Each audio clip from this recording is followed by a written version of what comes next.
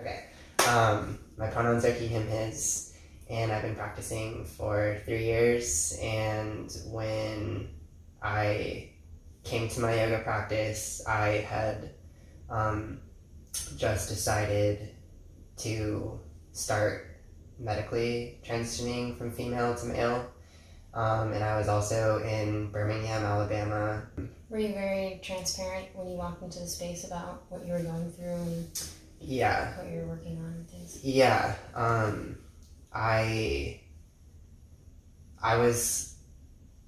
I think I was nervous about it because my first class was like 2 weeks before my top surgery, and then I couldn't go back because I was recovering from top surgery, and so I went back after, and I felt kind of nervous because I was going to the same teacher that she would recognize it and either get put off by it or not know how to handle it. And so I was honestly kind of excited to like be transparent with her about it and like let her know how much it resonated with me for this transition I was experiencing. Wow, that's awesome. Yeah, so that was really cool. And yeah, it's just I haven't looked back since, and I've been practicing regularly, and it's just been really helpful for me in learning how to love and appreciate my body for what it is, because as a trans person, we're not taught that. I mean, it's cool that you were brave enough to go into a space in Alabama and be like, Yeah. This is who I am, and I'm going to not only get to know myself on the mat, but I'm going to need your support while I go through all of these things. Yeah. That's like a big deal. Because Mm-hmm. I've definitely felt unsafe in spaces here, but I more so have just felt like I can't talk about these things because I, one, don't have words for them. Like, I don't know what the things are, what the possibilities are. And two, I don't know if it's okay. Yeah. And it's nice when you walk into a yoga space and that is, you just feel like this is okay. Yeah. Or you feel brave enough Yeah. to speak your truth. Yeah. Yeah. That's super cool. I was 18 when I started practicing yoga, and when I got onto the mat, I had no idea who I was. Yeah. I had been playing with my sexuality since I was 15. I had stepped onto the mat just like stoned, just drunk, in a shitty relationship, super abusive, and it was like, I need to figure out what I am and who I am before I could figure out how to love myself. Right. And I think that, with younger, especially younger queer babies, it's like that's what the practice is so cool for. It's like, just move a little and connect with yourself, and then like, what do you feel like now? Who are you now? Yeah, exactly.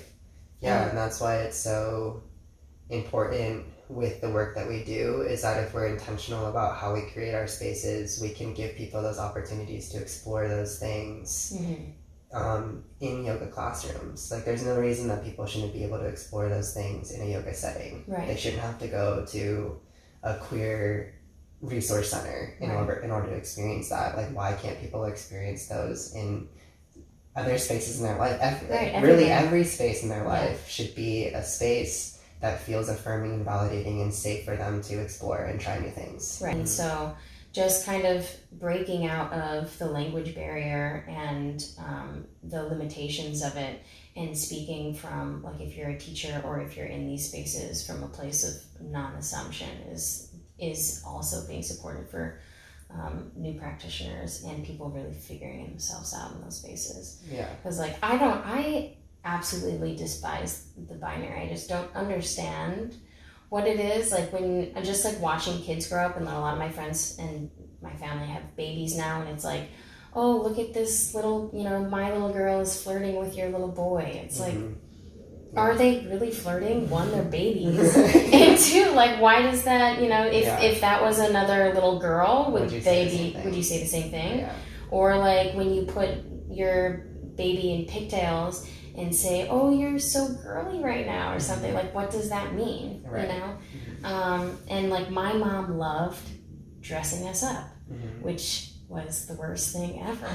And my cousin was telling me this story. He's like, you were at the top of the stairs and you had some sort of pink sequins, whatever on, and the other girls were dressed up, my siblings were dressed up too, and they had hats and leggings and stuff, and they were all, and I was like, you know, and it just like never felt right to me. Not because I felt like a man or I felt like a woman, but because I felt like none of it. Yeah. You know, and like what are you saying to your students or your children that are giving them space to feel like that's okay? Mm-hmm. You know, to feel like neither. Right. And like I mean, I very much identify with my experience as a woman growing up, because that's where a lot of my hardship comes in, is being seen as a woman. And I use she, her pronouns, but I don't think that has anything to do with fitting into the binary. Right. So like, what are we saying to our students? What are we saying to each other in locker rooms? Mm-hmm. So how can we change the way that we talk to better recognize the fluidity of gender? Right. When you really think about it and you start unlearning things, or like really looking at how you've been conditioned to think or believe things, you'll notice that you gender almost everything. Yeah. Like even certain animals, like small dogs are girls, right, and big dogs are boys. Yeah, exactly. Yeah. And like our colors and our activities and our behaviors, like all these things are so gendered. And in my opinion, I think that those labels, those beliefs that we've been conditioned to have, can be really repressive, and they don't allow for people to have freedom to explore. Like, you know, I don't know how you feel when you hear really gendered things come up in your life, especially in yoga spaces. But for me, it makes me feel like I get really caught up in it. Like, for example, if I hear a teacher say like, okay, let's do Warrior One. In order to get your hips to be more square, you might need to have a wider stance. And like, you know, men tend to have tighter, more closed hips, so they might need to make a wider stance. Or like women tend to have open hips, so like, you know, like I'm sure you hear things like that sometimes in classrooms, and it really gets in my head.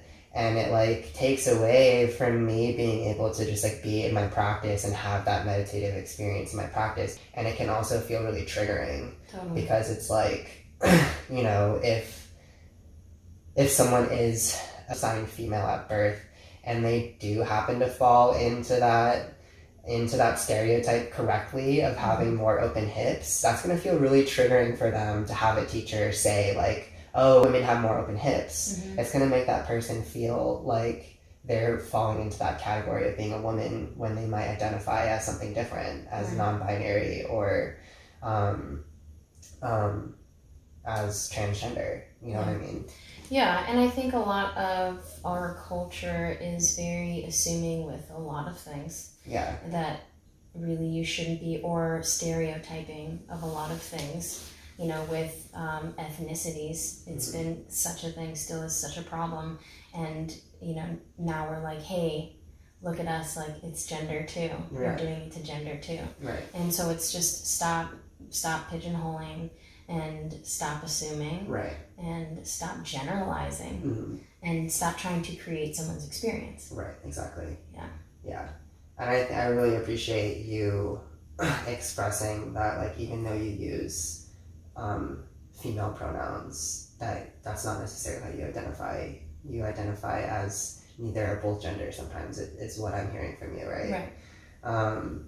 And that just like really goes to show that you can't assume somebody's pronouns or the way they do identify based on the way that they're expressing themselves. Right. Whether that be through their clothes, their actions, their behaviors, their hobbies, any of that stuff. Like, you can't assume how somebody identifies just by observing them like that. Right. I remember this when I was a kid. I had this best friend.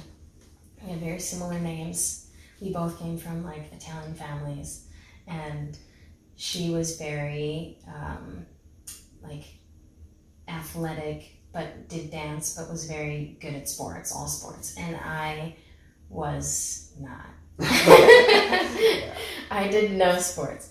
But she was basically like the way that I carried myself versus the way that she carried herself. She was like, it seems like we should like be opposite in the way that we're talented, huh? And I was like, what? And she just assumed because I was very, like, I didn't wear dresses, or because I was more like, you know, athletic feeling or androgynous as a kid, that I should be the one that was good at sports. Yeah. And I was so confused. Yeah. I was like, what does this mean? And you don't, like, that's a kid talking to another kid. Right. So, like, that's how early, ingrained it is. How early it starts happening. Yeah, exactly. And even, like, softball and baseball. Mm-hmm. Like, what? Why? Yeah. Why can't I play baseball? I'd be horrible. Maybe I want to play. Yeah, exactly. Yeah, and that's like something that I say because I do LGBTQ and trans cultural sensitivity trainings a lot.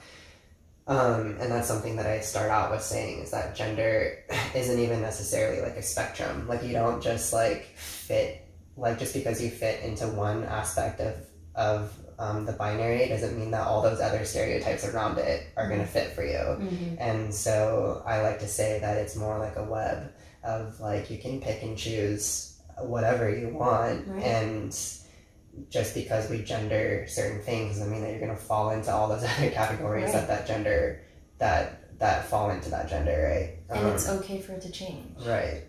And I think that, like, for as many humans there are on this earth, that's how many different ways there are to express your gender. Totally. Yeah. Yeah. And I think the big resistance for people that don't either have people in their lives that express their gender differently, or that don't have that don't maybe live in a city where their neighbor is 2 feet away, they have resistance to it because it seems like it's too complicated. Mm-hmm. Oh, this is too hard. Mm-hmm. And it's like, just being aware of what you're saying isn't too hard. It just takes work. Right. And it's necessary to be a productive human being. Right. Like, know everything that's coming out of your mouth. Yeah. And it takes practice, and that's okay. And if you slip up and get it wrong, just apologize and move on. You don't have to make a big deal out of it. But it's better. Like, I appreciate when somebody asks, or when somebody corrects themselves, or when somebody just is interested. Yeah. And that's the perfect start. Yeah. So, like, in a yoga space, how do you do that? Yeah. Who's owning the studio? Who's teaching the class? Who's behind the desk? Mm-hmm. How is the studio set up? Mm-hmm. Like, it takes a lot, I think, to transition from being very separate and very male-female. That's that's some construction. Right. But I mean, yeah, especially if you have facilities like bathrooms and showers and stuff that are segregated. Or in Chicago, you're going into buildings that are old, and so you're working with the plumbing how it was, and usually it's set up like this is a men's bathroom and this is a woman's bathroom. Because this one's gonna have urinals. Right. Yeah. Yeah. Very. This one's gonna have more stalls. Well, more women do yoga, so we're gonna need more space in the ladies' room. It's like, yeah. Okay. But even just like offering a separate changing space, or offering just if you have just bathrooms that aren't like every single stall bathroom should be a gender neutral space. Totally. Why? That should never be gendered. Right. And I treat every bathroom like that. I'm like, I have to pee and these ones are full. Coming in. Yeah. Exactly. Yeah, me too. Yeah. Yeah, I think just when you sign in for a school for the first time and you have to like fill out a waiver, to see something on there that says, like list your pronouns, and something that lists not just M and F for your gender, well, it doesn't ask it at all, is like, I'm like, it just feels like, oh, cool, because that shows that new. They're trying to be aware and inclusive. Yeah. And like, I think that like another way that studios could be more affirming or accommodating is to like have an inclusivity statement on their website that's like, we want to celebrate all identities in this space, and we want to support our LGBTQ family. So if there's something in this space that isn't working for you, like please contact, this email or this person Totally. for how we can make this space feel better for you. Right. Something like that, I feel like it's easy. Yeah. And at the same time, there is kind of like if you're gonna do that as a studio, you need to really make sure that you're walking the talk. Totally. And be doing everything that you can to make sure that your staff is trained on sensitivity and that you're going to be willing and available to accommodate people how you can when they do reach out to you with concerns, right? Yeah, there's very little included in like a language section of a yoga teacher training. Mm-hmm. There's like, okay, this is up, this is down, this is push, and Yeah. then that's not it. Like you're basically signing up to be somewhat a therapist for people, but really like someone that's holding space. And if you don't know how to hold a space for every type of person, then you're not going to hold safe space for people. Right. So I think like in trainings to include understanding of how to leave space for somebody to either share their gender expression in their own time or feel like they're supported in that exploration. Right. It's necessary. Right. Yeah, and there's like plenty of organizations and people in cities all over the country that are offering like sensitivity trainings for folks, and you can bring them in for teacher training programs or for your studio staff or whatever. So but you got to do the work and look for those people and be willing to pay for those trainings for your staff and for your yoga teacher training participants. Right. Yeah, it's necessary. Yeah, totally.